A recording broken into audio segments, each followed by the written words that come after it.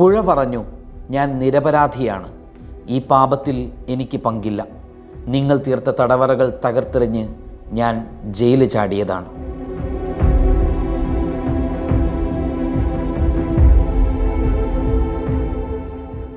മല പറഞ്ഞു, ഞാനും നിസ്സഹായനാണ്. ഞാൻ കാലൂന്നി നിന്ന ശിലാപാളികൾ വെട്ടിപ്പൊളിച്ചത് നീയാണ്. നിൽക്കക്കള്ളിയില്ലാതെ എനിക്ക് പിടിവിട്ടു പോയതാണ്.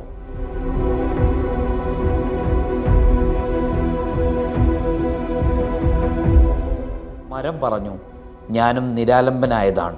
വേരുകൾ നഷ്ടപ്പെട്ടവൻ്റെ വേദന ആരറിയാനാണ്? നിനക്ക് നീയെ തീർത്ത ചങ്ങലയാണ്.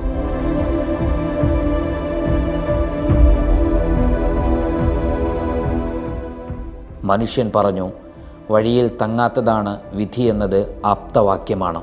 വിധിയെ വെല്ലുവിളിച്ച് ഞങ്ങൾ ഇനിയും മലയും പുഴയും മരങ്ങളും തകർത്തുകൊണ്ട് നിന്നോട് പകരം വീട്ടിക്കൊണ്ട് തന്നെ ഇരിക്കും.